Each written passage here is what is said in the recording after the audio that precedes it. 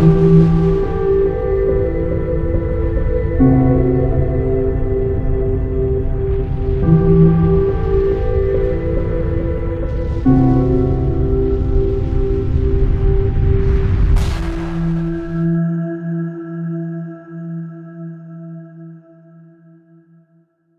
les amis, nous voici réunis pour une nouvelle émission de Face à Face. Vous avez été nombreux à regarder mon émission sur le contact extraterrestre avec Jean Miguel. Cette fois-ci, dans cette émission, on va faire une analyse. Une analyse pour savoir si c'était réellement une entité extraterrestre ou si on doit le mettre sur le compte d'une énorme manipulation qui nous guette depuis l'aube des temps. Mais avant cela, j'avais envie de prendre des nouvelles de mon ami Antoine, car vous savez que sur Face à Face, on est l'un des nombreux parrains de ce fantastique magazine Génération Cité d'Or, déjà publié 2 fois, et Antoine se remet au travail pour le 3e tome. Salut Antoine. Salut Sylvano, salut à tous. Oui, là pour le coup, on se remet au travail et puis, tu sais, c'est le mois du crowdfunding, on est tout à fond là. Je vois plus l'eau, je vois plus le jour. Eh ben oui, parce que toi, c'est pas comme si tu faisais un magazine et tu le vendais. C'est d'abord, tu lances les fonds, tu demandes les fonds, et après, si tu atteins le seuil, tu peux imprimer, quoi. Sinon, tu peux pas. Donc, c'est chaque fois du stress énorme, à tous les 3 mois. Ah, tous les 3 mois, ça revient très très vite. C'est vrai qu'on a pris l'option, on l'avait déjà expliqué, de ne pas passer par les marchands de journaux pour une raison et économique et écologique. Donc du coup, on passe par un système de crowdfunding pour ne produire que ce qui sera réellement consommé, comme ça évite le gaspillage. Hein, parce que je vous rappelle que les magazines qui vendent chez les marchands de journaux, il y en a 75% qui sont à peu près détruits par rapport à la production initiale. Donc voilà notre système. Mais du coup, effectivement, on passe par Ulule pour dire bon, mais voilà, on va imprimer 400, 500, 600 exemplaires en fonction du seuil qui sera atteint. Et puis là, la deadline arrive très très vite. C'est dimanche prochain, dans quelques jours, hein, si vous regardez cette vidéo avant le 17 novembre. D'accord. Donc, je mettrai les liens pour les gens, pour les acheter, parce que, en fait, c'est carrément des livres que tu nous fais. C'est 130 pages, c'est écrit petit. Là, l'article de Magali Kazok sur les mystères christiques, c'est des articles de fond qui vont très, très loin. Donc, je suppose que c'est un travail de dingue à faire tous les 3 mois pour réunir de telles spécificités. C'est ça. Ce qu'il faut vraiment bien voir dans ce magazine qui est tout à fait particulier, c'est que c'est un collectif d'auteurs. Sur le premier numéro, il y avait à peu près 11 auteurs. Il y a à peu près, parce que j'ai oublié de les recalculer, les recompter. Sur le deuxième, il y en avait 12. Sur le troisième, il y en a à nouveau 12. Et ce sont des auteurs que vous connaissez. Certains sont déjà passés chez toi d'ailleurs. Hein. On a eu le plaisir dans le numéro 2 d'avoir un article de Jean-Pierre Ecma qui était juste fantastique sur la matrice de Matrix Inception. Et donc, oui, c'est un gros travail parce que derrière, les auteurs nous font confiance. Hein, donc, l'objectif, c'est vraiment de mettre en valeur leurs articles. Et ce sont des articles de fond, c'est-à-dire que vous pouvez très bien les lire dans 2 ans, dans 10 ans.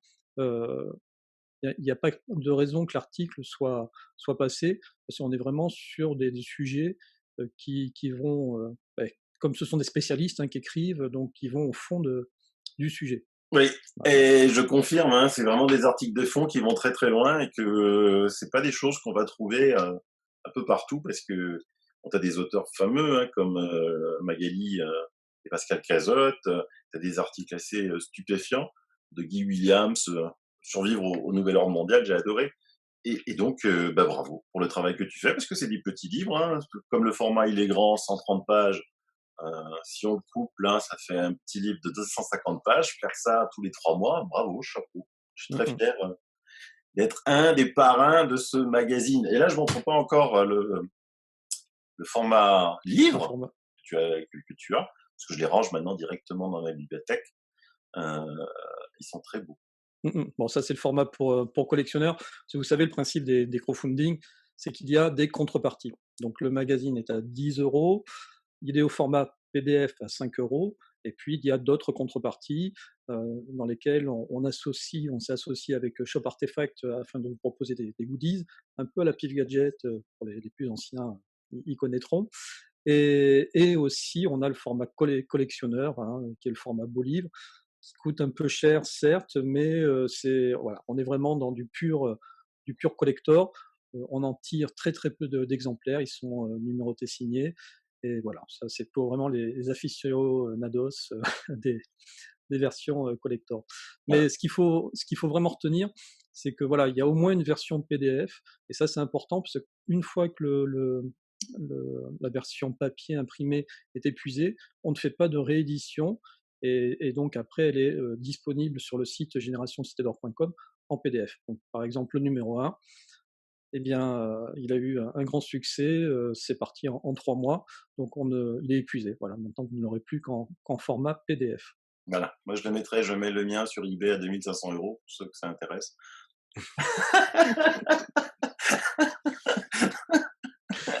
Tu le mets trop tôt, si tu le mets dans 10 ans, il sera à 25 000 euros. C'est pas le sens des affaires. Alors, dans ce numéro 3, qu'est-ce qu'il y a en Allez, gros? en gros, on va pas aller dans le détail des articles, mais ce que je vous propose, c'est de partager la page Ulule. Sur cette page Ulule, donc effectivement, là, vous voyez, on a mis un objectif de 400 préventes, précommandes. Donc, on en est à 30%. Il nous reste une semaine pour y arriver. Vous inquiétez pas, ça va le faire, mais on compte sur vous. Sur la droite, vous avez toutes les contreparties. Donc, il suffit juste de sélectionner les contreparties qui vous intéressent. Très, très rapidement, on a 12 auteurs. Euh, avec des auteurs que vous connaissez sur la TV de Silvano, Elisabeth de Caligny, qui va nous faire un focus sur la Pologne. On a Rudy qui va nous parler de sa troisième partie de Rennes le Château. Il a fait une trilogie où il fait des découvertes incroyables. Et donc il finit ses découvertes avec cette troisième partie qui nous donne en exclusivité pour Génération Cité d'Or. Peter Knight, la suite de son article que vous avez peut-être lu dans le numéro 2, qui est vraiment juste passionnant, Peter Knight. Et puis après, on va avoir les carnets de voyage de Véronique. Je sais que c'est un rendez-vous qui est attendu par les lecteurs, parce que elle était présente dès le premier numéro. Et sur le premier numéro, elle nous avait amené de son pays d'origine, c'est-à-dire la Bretagne, le pays bigoudin. Dans le deuxième numéro, on est passé par l'Écosse, et là, on va en Bulgarie. La Bulgarie qui n'est pas très très connue en termes de mystère, et pourtant il y en a vraiment beaucoup à découvrir. C'est le pays des traces. Donc voilà, elle va nous faire un article qui est juste génial, et c'est vraiment un rendez-vous qui est très attendu, les carnets de voyage de Véronique. Pascal Cazot traité d'un cas particulier qui est le cas Caspar Hauser, qui était appelé l'orphelin de l'Europe. C'est le cas d'une apparition mystérieuse. En général, on parle de disparition mystérieuse, mais lui, c'est un gamin qui est apparu mystérieusement sur la place de Nuremberg. Et voilà, il va nous expliquer tout ça. On a un article de Christelle Hachette sur le rôle de l'âme dans la programmation de l'être humain, qui est un article un petit peu pointu sur ce sujet-là. Donc, je vous conseille de lire le texte explicatif. Je ne vais pas m'engager là-dedans. Et un article d'Axel Mazué qui va traiter de cryptozoologie. Et Axel, c'est un auteur scénariste de bande dessinée qui a fait Les Portes de Shambhala. Alors, si vous ne connaissez pas Les Portes de Shambhala, c'est une bande dessinée qui est juste génialissime, qui traite de l'ésotérisme du début du XXe siècle. C'est en 4 volumes. Voilà. Regardez chez votre libraire préféré, vous allez trouver tous les détails. Bon voilà, vraiment j'étais très vite là-dessus parce que je préfère vous renvoyer sur le site du LUL, Génération Cité d'Or, et pour que vous puissiez prendre le temps de regarder tout ça en détail. Mais on compte sur vous, hein, parce que là, il nous reste encore quelques jours pour atteindre ce seuil des 400 exemplaires, et de pouvoir faire l'impression des numéros qui seront commandés. Alors après, on a des seuils supplémentaires, mais je pense que c'est encore un peu tôt pour arriver à ces seuils, parce que on a un deuxième seuil qui est de 750 exemplaires pour avoir un article supplémentaire qui est celui de Marie Roca, justement sur des disparitions mystérieuses. Mais je suis pas sûr qu'on arrivera encore à atteindre ce seuil-là. Pour le numéro 3, on verra l'année prochaine comment ça se passe. Voilà. Oui. Et pour rassurer tout le monde, si jamais tu n'atteins pas le seuil, évidemment, tu rembourses ceux qui les ont commandés. Oui, oui, oui, tout à fait. Alors, dans tous les cas, les 400 seront atteints, hein, je vous rassure. Après, le principe effectivement du crowdfunding, c'est si le seuil n'est pas atteint, eh bien les sommes des contreparties ne sont même pas débitées en fait. Voilà, c'est ça. Voilà. Eh bien, Antoine, moi je trouve que tu fais un travail extraordinaire. C'est un magazine qui mérite d'être connu. Pour l'instant, il est encore hélas confidentiel. Mais bon, ça viendra avec le temps, hein. Paris ça ne s'est pas fait en un jour. Je suis certain que dans 3-4 ans, ce sera un magazine phare. Donc d'ici là, allez, commandez-le chez Antoine, parce que en version PDF, 5 € pour avoir 130 pages de cette qualité, c'est bradé. Voilà. Non, puis c'est surtout que derrière, il y a un vrai collectif d'auteurs. C'est pas Antoine Station qui fait le magazine. Moi, Ah je ben ne non. fais que le mettre en valeur, on va dire. Et c'est vraiment des auteurs que vous aimez, que vous appréciez, qui sont là. Et comme tu dis, dans 4 ans, euh, voilà, c'est toute une série d'auteurs qui seront derrière ce magazine. Et c'est ce qui fait la différence actuellement avec les autres. Voilà, c'est un petit peu notre signature à nous. Voilà, c'est pas des auteurs qu'on en trouve un peu partout. Voilà. Et donc, ce qui fait la confidentialité, ce qui fait que, effectivement, dans 10 ans, je les vendrai 20 000 € sur eBay. Voilà. Bon, en attendant, c'est bientôt Noël. Je sais que certains cherchent des idées de cadeaux. On a fait des packs Noël, ça peut aussi vous servir. Ça fait un joli, voilà, une jolie idée cadeau. Et puis, je voulais quand même te remercier, Sylvano, voilà, comme tu l'as dit en introduction, d'être notre soutien, notre partenaire, et voilà, d'être présent pour parler de ce magazine. Euh, un jour, peut-être, vous verrez Sylvano Trotta écrire dans le magazine. Je le travaille au corps, parce qu'il a tellement de choses à dire. Mais en tout cas, voilà, ce que tu fais, c'est vachement bien. Et ce que tu fais aussi actuellement sur tes petits sondages, c'est super. Continue à le faire, parce que ça révèle un petit peu la, comment dire, les sentiments, l'impression qu'ont les gens par rapport à certains sujets. Tu as fait un sondage qui était très très bien sur le paranormal. Tu as fait un autre sondage sur Miguel, hein, dont qui est le sujet de cette émission. Bah, tu vois, même moi, Miguel, j'en avais tout juste entendu parler, je crois, dans un article de Top Secret il y a quelques années, et j'étais complètement passé à côté de ce sujet. Et c'est vrai que c'est assez surprenant. Donc voilà, je voulais te remercier pour tout ce que tu nous apportes, et je suis sûr que tout le monde sera d'accord avec moi. C'est trop gentil, Antoine. Merci beaucoup. Hein. À très bientôt. On se tient au courant et dans 3 mois. Et puis à dans 3 mois. Allez, Allez, bye bye, Antoine. Ciao, ciao. ciao, bis. Petit saut dans le temps de 24 heures. Alors, on va effectivement parler maintenant de Jean Miguel. Dans les 2 premiers ouvrages de Jean Miguel, le premier, J'ai été le cobaye des extraterrestres, et surtout le deuxième, Jean Miguel face aux scientifiques, dont je rappelle que j'avais fait une émission complète. Et donc, à partir de ces 2 premiers ouvrages, mais ainsi que des investigations portées par de nombreux chercheurs de vérité, des scientifiques, des psychanalystes, de la NASA elle-même, tout porte à croire à la crédibilité de ce que raconte et ce qu'a vécu Jean Miguel. En effet, jamais au grand jamais, un homme au départ aussi peu érudit que lui, et ne s'intéressant nullement aux divers sujets abordés dans ses 2 premiers livres, après enquête de terrain des chercheurs de vérité, bien sûr, on s'est aperçu par rapport à ses amis, par rapport à ses proches, par rapport à sa famille, le niveau de connaissance qu'il avait et de quel sujet il était passionné. Il n'aurait pu apprendre des choses à des spécialistes, justement, de différentes spécialités scientifiques. Il faut bien comprendre aussi que la parution de ces 2 premiers livres était dans les années 70 un événement.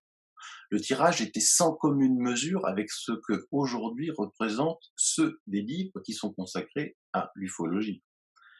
Jean Miguel, alors que rien, encore une fois, ne le prédisposait à cela, avait des connaissances étonnantes en astronomie, en sciences physiques, en mécanique quantique, qu'il ne pouvait avoir lu nulle part.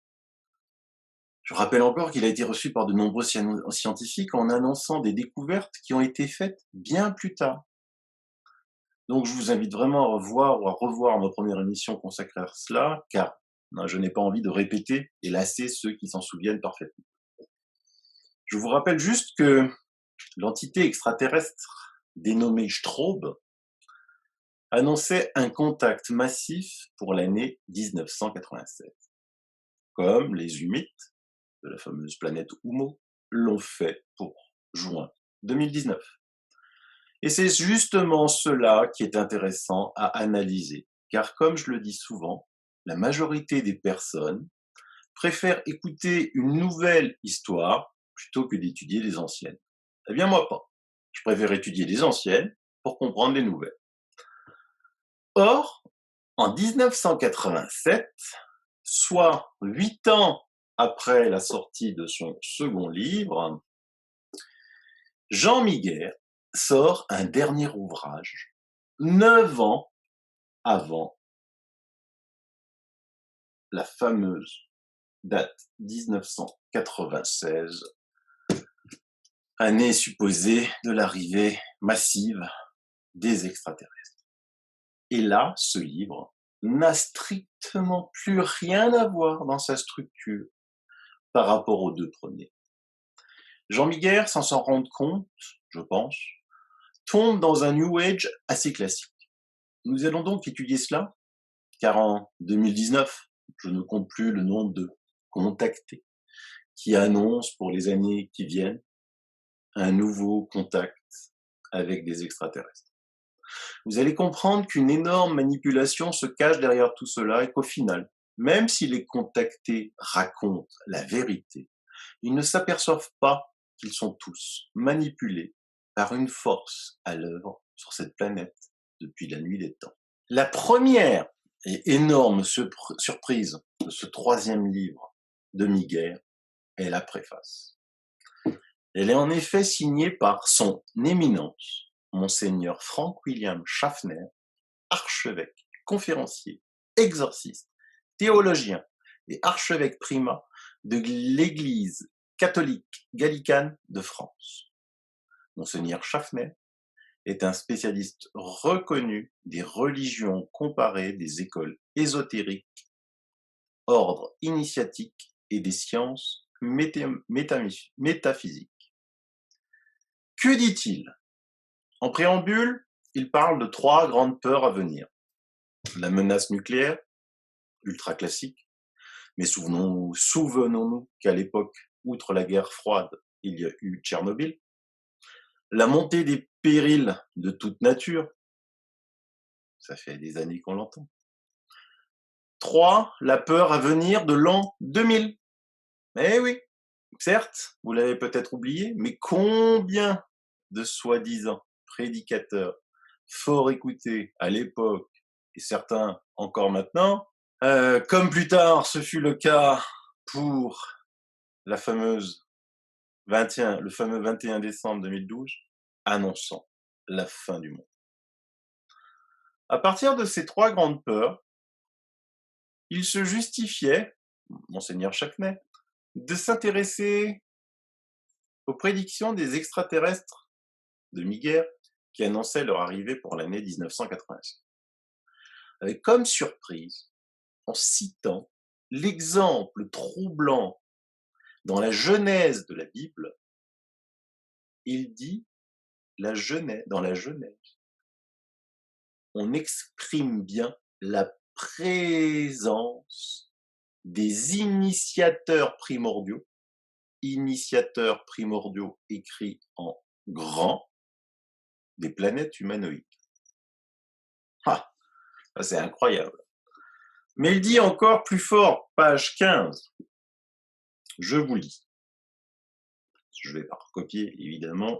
Déjà, les travaux du regretté Nikola Tesla, physicien mondialement connu pour ses investigations dans le domaine des champs à très basse fréquence, ont donné lieu à une mémorable convention à Genève pour déclarer hors la loi les applications terribles des découvertes de Nikola Tesla.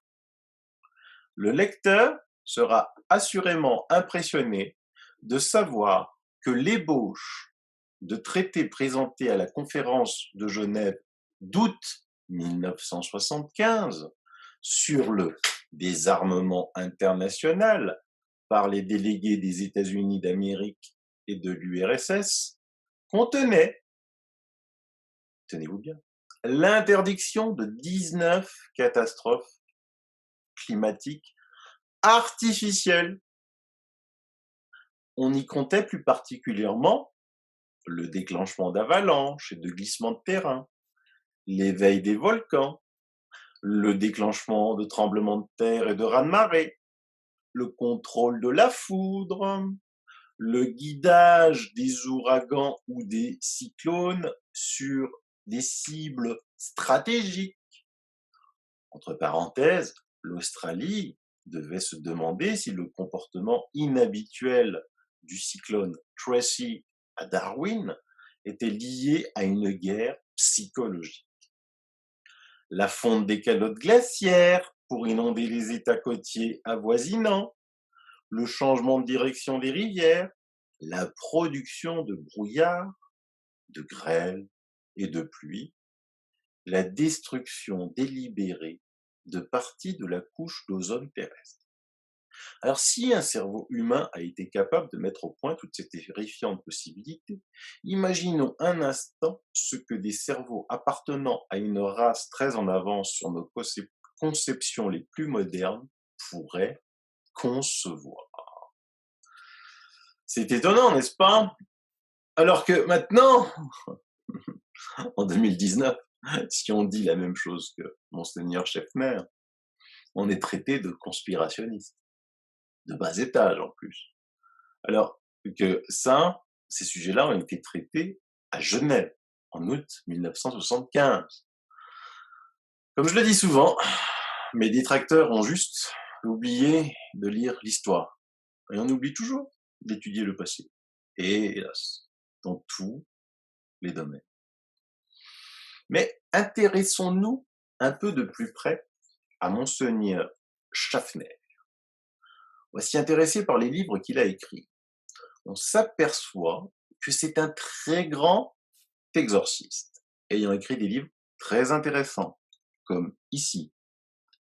L'exorcisme, médecine de l'âme. Comment se libérer des obsessions et des envoûtements. Ou encore plus fort, l'exorcisme ou la puissance de la lumière sur les ténèbres. Ou encore plus surprenant, ABC des invocations sacrées, les suppliques les plus puissantes des croyances fondamentales. Pourquoi un évêque spécialiste des exorcismes, qui de toute évidence nous démontre la présence de forces du mal, est venu écrire la préface du 3e livre de Jean Miguel? Sans doute savait-il des choses que nous ne savons pas. Mais juste après cette préface étonnante, le livre commence très fort, avec une publication incroyable, un exemple d'écriture extraterrestre. Le texte qui suit est écrit dans une langue inconnue sur Terre. Ne cherchez pas à le déchiffrer, vous perdriez votre temps.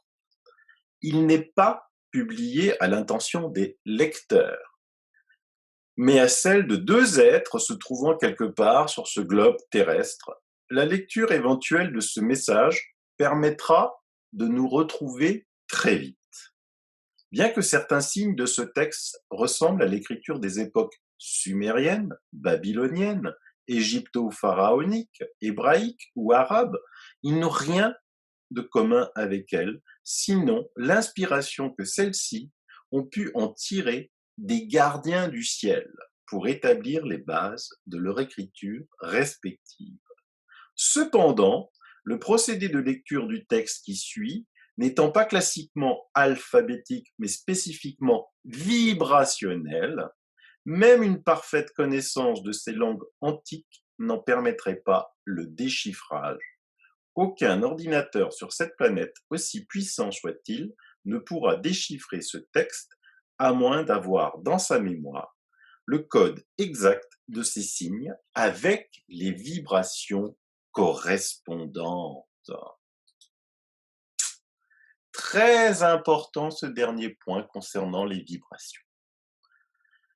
Je connais de nombreux autres contactés ou simples personnes dialoguant avec ce qu'ils pensent être des extraterrestres me dire qu'ils le font en vibration. Ce n'est pas quelque chose que vous allez lire communément. Ce n'est pas quelque chose que l'on va trouver n'importe où sur Internet ou dans des livres. Mais malgré cela, aux quatre coins du monde, elles disent cela sans savoir que d'autres personnes sont dans le même cas qu'elles. Observons de près cette écriture. Effectivement, elle ne ressemble à rien de connu. Sauf si on analyse d'autres affaires. En septembre 1977, l'énorme base militaire de Fort Benning en Géorgie, aux États-Unis, a été le témoin d'une invasion d'OVNI. C'est près de 1300 soldats sur les 120 000 que compte la base auraient été impliqués et nombreux auraient subi un choc traumatique ainsi que du temps manquant, le fameux missing time. Le sergent-major James Norton affirmait détenir une preuve physique.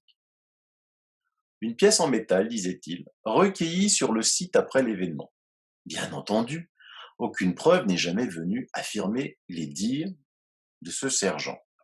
De nombreuses rumeurs ont circulé pendant longtemps sur cet incident, car les soldats étaient malades avec des températures extrêmes, il y a eu des maladies totalement inconnues, etc.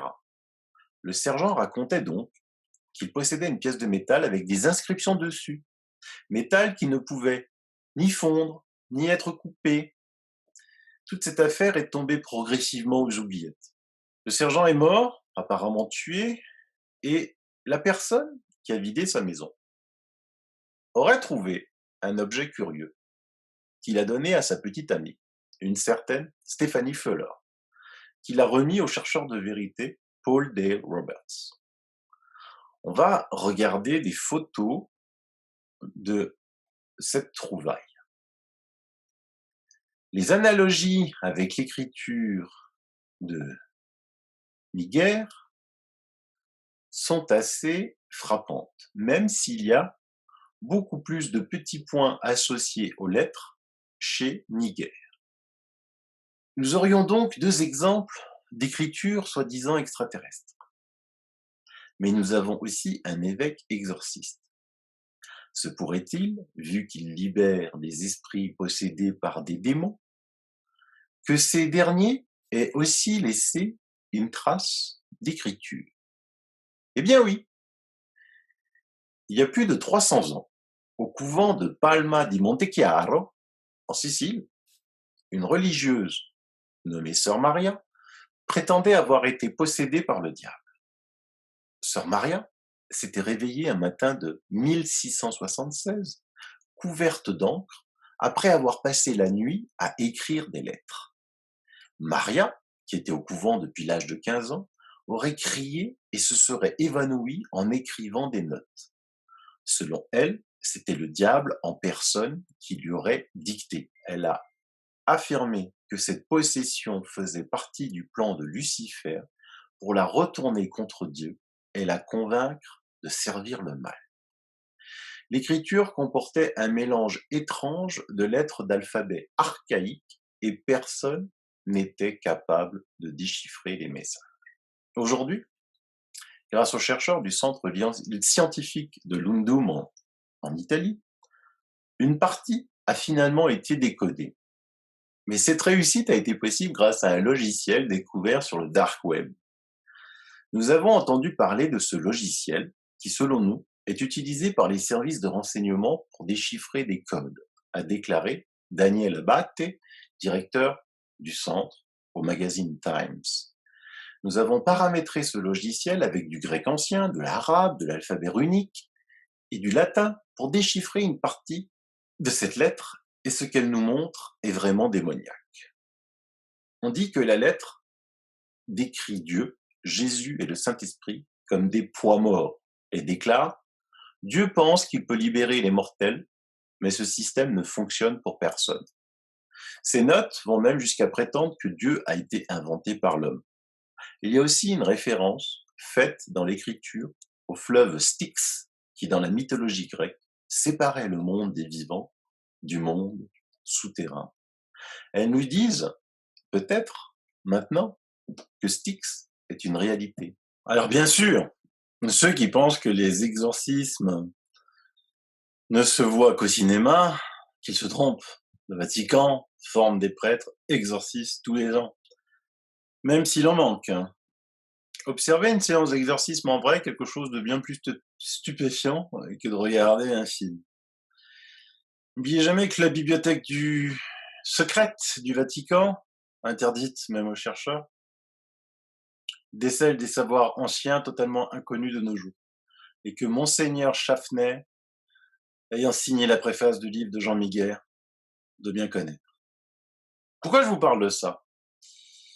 Car la suite du troisième livre de Jean Miguer n'a plus rien à voir avec ces deux premiers, ni avec cette préface étonnante de Monseigneur Schaffner, ni avec le début tonitruant avec cette lettre dans une écriture extraterrestre. On va tomber en plein New Age. Et ce qui est écrit me fait penser carrément à un autre livre, Dialogue avec le prince de ce monde. Oui, je sais que beaucoup d'ufologues se rechignent à étudier ces affaires de démons et de Satan, et même du paranormal tout court. Et l'inverse est vrai aussi. Et moi j'aime tout étudier et tout lire. Et j'y trouve de sacrées analogies. Comme je vous l'ai expliqué longuement dans mon émission Ufologie, Paranormal, Apparition Mariale, Nos origines. Ce qui est intéressant dans ce livre, Dialogue avec le prince de ce monde, c'est que ce n'est pas un doux foldingue qui l'a écrit, mais une mère de famille, psychologue dans la vie, avec une bonne situation sociale, mais qui est médium. Il n'y a rien de sataniste dans ce livre, juste des échanges de très haut niveau entre l'auteur et celui qui se fait passer pour Satan. Tout comme dans le dernier livre de Miguer, on trouve des échanges de très haut niveau entre lui et Straub, se faisant passer pour un extraterrestre, et Straub avec le conseil. Quels sont ces échanges? Eh bien, comme je vous l'ai dit, on va plonger en plein New Age, pur et dur. Car la grosse majorité de ce livre relate une partie de la vie de Straub.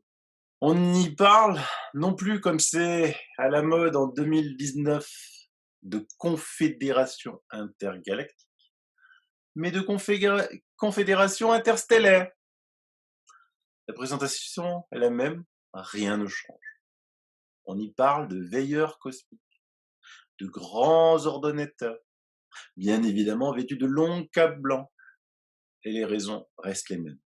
Ils viennent sur Terre, car nous sommes des nuls, qui ne pensons qu'au mal, et nous courons à la catastrophe. Ils vont donc venir nous sauver.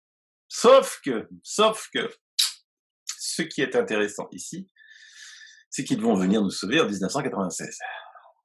Comme d'autres en ce moment annoncent leur venue incessamment sous peu.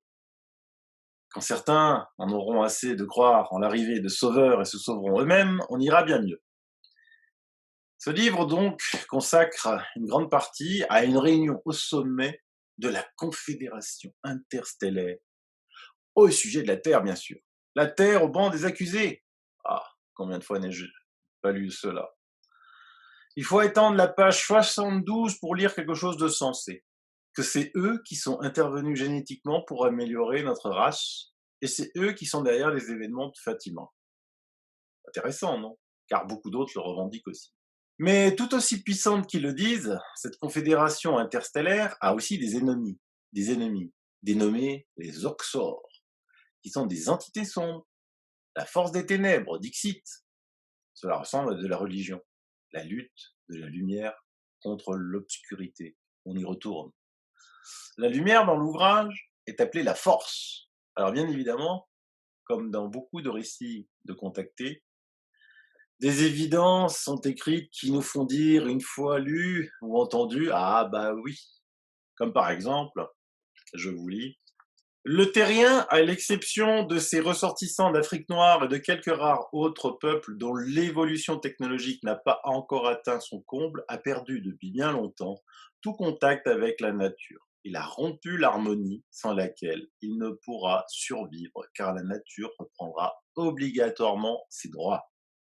Déjà, en s'isolant d'elle dans ses murs de béton, ses parquets de bois, sa moquette, ses semelles de chaussures en caoutchouc et autres matériaux non conducteurs de courant, l'homme s'est privé quasi totalement du bénéfice des ondes cosmiques et telluriques indispensables à la bonne santé de son corps.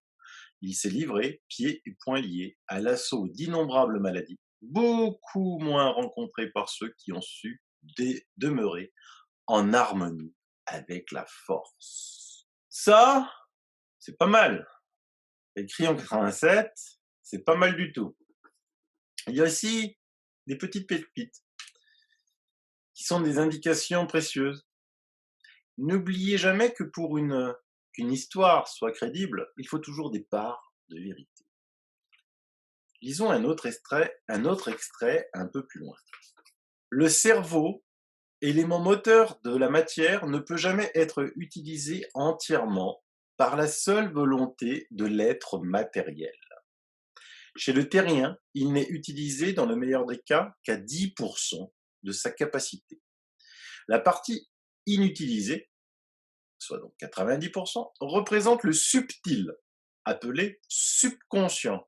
Cette partie inutilisée n'est cependant pas inutilisable. Elle échappe seulement à sa maîtrise par l'individu. Elle est la frontière entre le corps, issu de la matière, et l'esprit, issu, lui, de l'énergie vitale.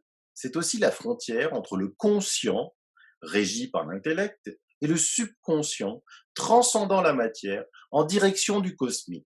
Dans cette partie inutilisée à l'état conscient résident de nombreuses longueurs d'onde, différentes entre les individus.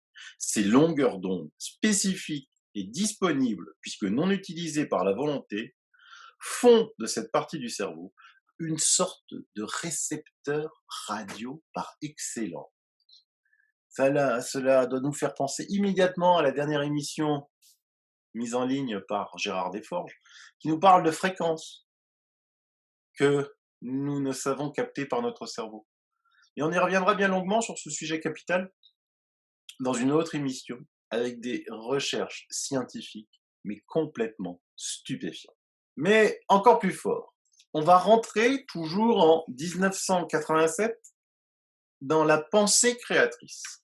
Une mauvaise pensée, tout à fait isolée a priori, peut engendrer un processus mental d'une complexité insoupçonnée et provoquer des dégâts encore plus graves qu'une action. Cela s'appelle, dans la recherche parapsychologique, la force forme-pensée. Elle est le fruit de la puissance psychique contenue dans le subtil, alliée à la volonté inconsciente de tout individu pensant. Chez certains médiums, en état de transe, une telle émanation psychique peut aller jusqu'à la création pure et simple d'un ectoplasme. Grâce au ciel, il n'est pas encore permis aux terriens, au stade actuel de ses connaissances, d'utiliser les pouvoirs cachés de son cerveau. Et là, il se trompe complètement, parce que c'est déjà le cas. On l'a déjà vu dans les émissions avec Jean-Pierre sur le chamanisme, et aussi les mages noirs, ceux qui pratiquent la magie noire, savent faire ces choses. Les chamans savent créer des égrégores, des ectoplasmes. Et j'en parle longuement de la puissance de l'énergie psychique, toujours dans mon émission Ufologie, paranormale, apparition mariale, nos origines.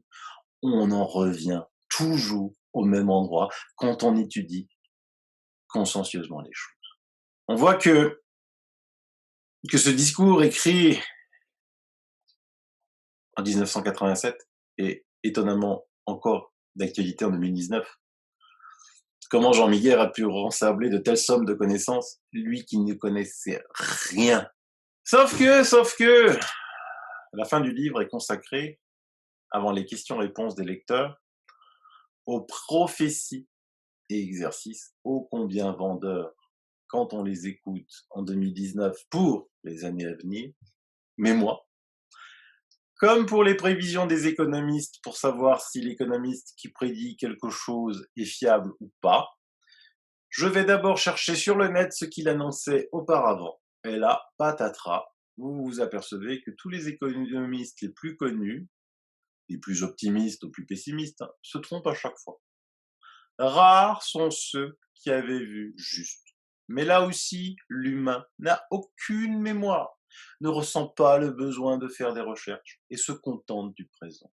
Ainsi, on voit passer sur les plateaux télé de chaînes spécialisées des économistes qui ont toujours eu tout faux, mais qui sont connus et qui écrivent des livres et ils continuent. Et c'est ainsi dans tous les domaines. Alors écoutons les prévisions des extraterrestres de Miguel pour les années 87 à 96, années avant donc leur arrivée massive. 1. Le cancer sera définitivement vaincu. Le classique de chez classique. Doublement faux en plus, ce qui est inquiétant pour des supposés extraterrestres, soi-disant omniscients. D'abord, le cancer avait déjà été vaincu. Vous avez de nombreuses émissions sur ma chaîne avec des cures alternatives comme celle de Gerson Kelly, la machine de Antoine Priori, etc. Ensuite, faux, car en 2019, dans le monde, les cancers font toujours des morts. Parce qu'évidemment, les solutions alternatives sont très peu rentables. 2. Le sida sera définitivement vaincu. Là encore, une méconnaissance totale du problème pour des êtres omniscients. Il faudra un jour que je vous fasse une émission sur le sida. Mais j'ai tellement d'émissions à vous faire. Pour les plus pressés, je vous recommande de faire des recherches et de lire, entre autres, un des livres les plus récents sortis sur le marché concernant le sida, un livre hallucinant du docteur Turner Banks, intitulé Sida, opium, diamant et empire, ou le virus mortel de la cupidité internationale. Un livre choc, pour ceux qui ne connaissent pas le sujet. 3. Les maladies cardiaques. Là, une belle annonce l'invention du cœur artificiel électronique. Mais sa conception est totalement fausse de ce qu'ils décrivent, de A à Z. Et surtout, ils ne parlent pas du fléau numéro 1, les crises cardiaques. Sur le plan archéologique, ils sont plus précis, trop précis peut-être. Mais hélas, encore totalement faux. On va lire. La plus grande découverte de la civilisation actuelle se fera en Égypte, dans la vallée des rois. Une indication capitale conduira l'homme à la poursuite des recherches sous la grande pyramide de Khéops pour aboutir enfin dans la plus ancienne, à Saqqara, pyramide à degrés du roi Djoser de la troisième dynastie.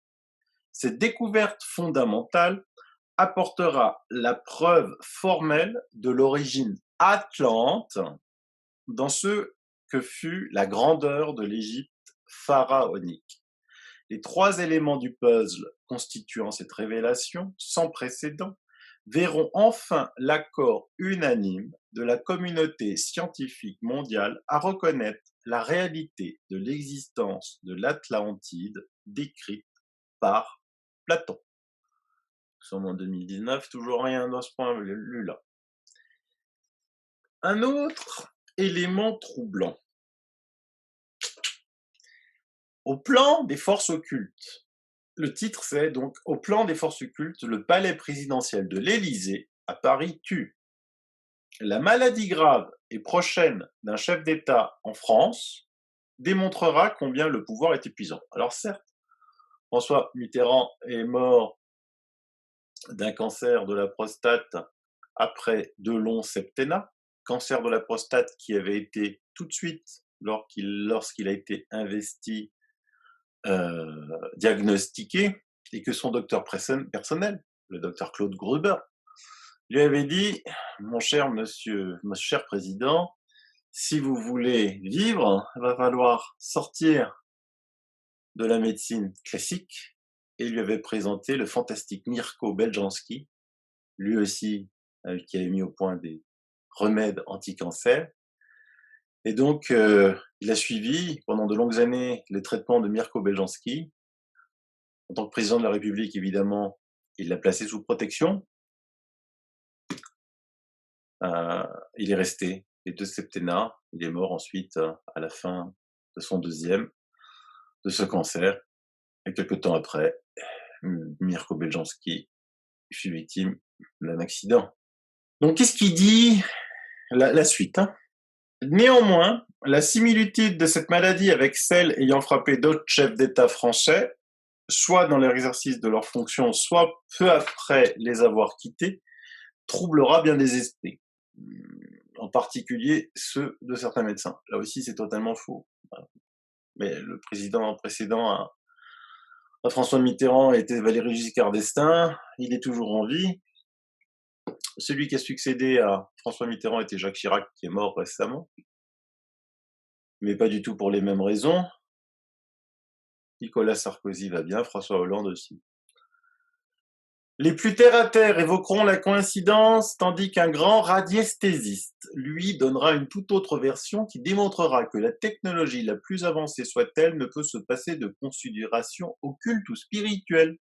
Oh, un extraterrestre qui parle d'occultisme.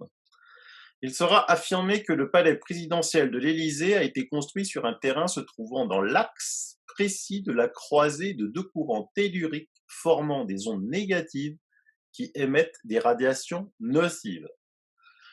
Le lieu le plus imprégné serait précisément celui où se trouvent les bureaux du président. La radiesthésie étant considérée comme dépourvue de tout fondement scientifique, ces affirmations seront suivies d'une étude tellurique pratiquée à l'aide d'appareils de précision. Ceux-ci apporteront la confirmation. Force sera donnée aux occultistes de démontrer qu'au temps des compagnons bâtisseurs d'églises, ces constructions n'étaient pas faites d'une façon anarchique sur n'importe quel terrain, mais bien en fonction des courants qui sillonnent la planète et qui étaient pris en considération à cette époque avec l'orientation astronomique très précise qui joue un rôle prépondérant en matière de radiation. En France, bon nombre de cathédrales, et notamment celle de Chartres, en est un exemple à l'épreuve du temps. La mise en évidence de ces ondes négatives à l'Élysée ne rendra pas pour autant plus spirituels les bornés du matérialisme. Ils seront convaincus qu'en entreprenant de simples travaux d'isolation, ils réussiront à déjouer les effets de ces courants inscrits dans la mémoire des murs. Ensuite, il cite de l'anarchie à venir en Afrique noire. Mais est-ce qu'un jour l'Afrique noire n'avait pas été anarchique? Et alors, le chapitre habituel des bouleversements naturels, mais partout dans le monde, mais là plus précisément en Europe. Dans la décennie à venir, c'est-à-dire 87 à 96, la nature qui depuis des temps assez reculés avait été au plan des grands bouleversements terrestres assez calmes et même dociles, reviendra en force faire parler d'elle. Dans bien des cas, elle ne fera que reprendre ses droits sur l'homme qui ne la respectait plus, mais avec une violence inattendue. Ce retour aux normes apprendra à l'homme qu'il ne fallait pas jouer avec les éléments naturels, car si la nature ne se dompte pas, elle peut par contre se déchaîner. Un long cortège de bouleversements entraînera une hécatombe sans précédent dans l'histoire de l'humanité terrestre. Les volcans les plus endormis se réveilleront pour cracher les flammes et vomir le magma de leurs entrailles. Les tremblements de terre et les raz-de-marée frapperont sans pitié. Parmi les pays de l'Europe de l'Ouest, l'Italie et la France seront les plus touchés. En France, comme pour se venger de l'homme, la nature ne frappera pas en période creuse dans le sud, notamment la Côte d'Azur, mais au moment où cette région multiplie par 3 ou 4 sa population. C'est dans l'une de ces années à venir. et dans les mois de juillet ou août que le drame se produira. Encore totalement faux, totalement faux. Au plan écologique, catastrophe énorme touchant encore l'Europe. Catastrophe nucléaire, mutation génétique, pour finir par peut-être une troisième guerre mondiale et enfin l'arrivée d'un pape noir. Voilà, toutes ces prévisions sont alarmistes ou rassurantes sur le domaine médical, mais elles sont toutes fausses. Et surtout, point d'extraterrestres en vue en 1996. Alors vous allez me dire, mais quel est le lien entre tout ça? Qu'est-ce que l'on a à ce moment de l'histoire? Jean Miguer savait des choses, c'est certain. Il en a appris aux scientifiques. Il a vraiment vécu ce qu'il a dit avoir vécu. Les prophéties sont fausses. Néanmoins, une entité se faisant passer pour extraterrestre, il l'a bien rencontrée. Ensuite, nous avons ces analogies avec les Écritures. Nous avons ces analogies entre ceux qui se font passer là aussi pour des démons, pour Satan, pour le diable, et ces rencontres extraterrestres. Nous avons un monseigneur, archevêque, exorciste. Bien. Vous avez tous vu des films sur l'exorciste. Vous voyez que ces êtres parlent avec une voix qui ne leur appartient pas, qu'ils sont possédés. Alors, petit retour dans le livre 2 de Jean Miguer face aux scientifiques, où je vous en avais parlé dans la précédente émission et je ne vous avais pas tout dit, qu'il avait subi une hypnose. Écoutons ce qu'il dit. Je n'avais pas osé alors vous révéler les résultats que j'avais écoutés à mon réveil sur le magnétophone. Je n'osais pas y croire, ou consciemment, je ne voulais pas y croire. Certes, l'hypnose avait été faite sous surveillance médicale. J'étais assisté de 2 infirmières, dont l'une est mon épouse. Malgré cela, je ne pouvais me résigner à croire ces révélations. Révélations qui, me semblait-il, dépassaient tout ce que la fiction peut concevoir de plus osé, de plus subtil. À cette époque, il eût été malhonnête de ma part de vous parler de choses que je ne pouvais croire moi-même. Sur cette bande d'hypnose, la voix n'était pas la mienne. Du moins, elle était tellement bizarre. Le langage n'était pas le mien. Les propos tenus me sont totalement étrangers. Certes, l'hypnose ne revêt pas toute la rigueur scientifique souhaitable pour une telle investigation dans les profondeurs du cerveau. Néanmoins, d'une part, je considère mon hypnotiseur comme un homme sérieux, et d'autre part, j'affirme n'avoir eu conscience de rien au cours de cet interrogatoire.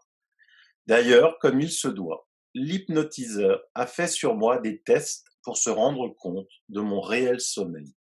Je l'ai su à mon réveil.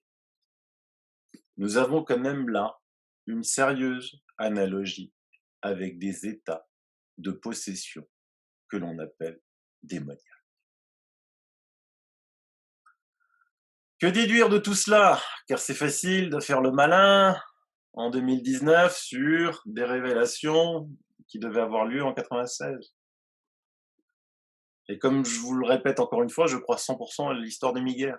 Il n'a pu inventer ça. Personne de sensé ayant étudié à fond le dossier Jean Miguel de près ne peut que conclure à la véracité de tout ce qu'il a vécu. Sauf que ce ne sont pas des extraterrestres, mais bien des forces à l'œuvre depuis la nuit des temps. Ces mêmes forces qui se jouent de nous et que j'explique dans la vidéo Ufologie paranormale, je le voulais assez répéter. Ces forces, comme je vous l'ai dit, se jouent de nous depuis la nuit des temps. Elles apparaissent en apparition mariale, Elles apparaissaient en voilier dans le ciel, en hommes volant dans le ciel. On étudie les anciens écrits au XVe, XVIe siècle. En armée se livrant bataille, en armée se livrant bataille, avec les bruits que font les batailles, avec des hommes qui passaient de vie à trépas. On retrouvait même sur le sol, par rapport à l'endroit où se déroulait dans les cieux, ces armées livrant bataille, du sang. Ensuite, le phénomène, c'est petit à petit suivi les évolutions technologiques de l'homme. On commençait à avoir des chemins de fer à vapeur, des locomotives à vapeur dans les cieux. Ensuite, ça a été des Foo Fighters pendant la Seconde Guerre mondiale, des roquettes qui faisaient penser aux fusées. Puis, soudainement, soucoupe volant. Et maintenant, depuis quelque temps, beaucoup de boules lumineuses. Boules lumineuses. Elles sont capables de prendre toutes les formes que vous pouvez imaginer. Grand blond, petit gris, démons, sorcières. Ils se jouent de nous. Que veulent-ils? Notre énergie psychique. Énergie psychique. Ils ont besoin. Parce que l'on soit heureux, très heureux, en harmonie, en amour, que l'on prie, soit très malheureux, très stressé, très craintif. Ils se jouent de nous. Alors ne tombez pas dans le piège. En 2019, comme je vois beaucoup en faire, bientôt 2020, dès qu'il y a une vidéo qui sort, d'un contacté, de quelqu'un, alors oui, la grande mode, les médiums qui canalisent les extraterrestres. Ils savent strictement rien de ce qu'ils sont en train de canaliser. Mais alors strictement rien. Si Jean Miguel a été capable de se faire bluffer, lui, de son vivant, sans capacité médiumnique, imaginez comment ils peuvent bluffer des médiums. Ayez toujours dans votre esprit cette curiosité, ce point d'interrogation qui vous fait remettre constamment en cause ce que vous entendez des autres. Vous pouvez étudier tous ces phénomènes. Il faut étudier l'histoire. Je veux dire, un ufologue, un chercheur de vérité qui n'étudie pas l'histoire, il n'a aucune chance de découvrir un jour une once de vérité, si tel doit être le cas. Alors bien sûr, ne me faites pas dire ce que je n'ai pas dit. Les extraterrestres, les vrais, sont néanmoins une réalité, mais ils n'interféreront jamais avec notre civilisation. Du moins, pas pour les prochaines décennies, voire plus. Pourquoi? En évoluant, on change. Donc si on part du principe que des extraterrestres sont capables d'arriver sur Terre, c'est qu'ils sont quand même parfaitement évolués. Alors, certes, il y a l'évolution technologique, il y a l'évolution spirituelle. Les deux sont différents. Mais étudions là encore notre histoire. Qu'avons-nous fait quand nous avons découvert les Indiens d'Amérique, quand les Espagnols ont découvert les tribus autochtones d'Amérique du Sud? Ils les ont massacrés. Mais au fil du temps, on évolue. Au XXIe siècle, on massacre plus. Je vais vous donner un exemple. En 2017, un drone survolant la forêt amazonienne découvre une tribu. Je vous mets une photo. Jusque-là inconnue, près de la frontière entre le Brésil et le Pérou. Je vous mets une autre photo. Une autre découverte en 2010. Et je vous en mets encore une autre. Une autre découverte en 2008. Alors certes, cela ne va pas éviter à des pilleurs d'or de les massacrer si leur sous-sol est gorgé de ce métal. Mais nous, êtres humains normaux, allons-nous prendre contact avec eux? Certes non. Pourquoi faire? On va justement essayer de les protéger de ces prédateurs avides d'or. Mais quel intérêt de prendre contact avec eux? Que pouvons-nous leur apporter? Vous voulez qu'on leur montre quoi? La télé? Les conneries qui s'y montrent?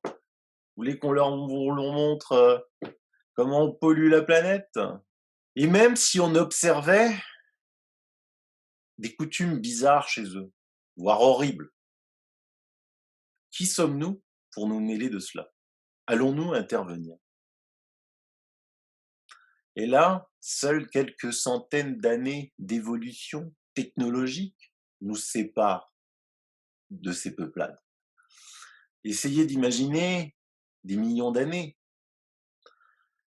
Bien entendu, ils auraient sans doute aussi beaucoup à nous apprendre sur la forêt, les plantes, la nature et bien d'autres choses.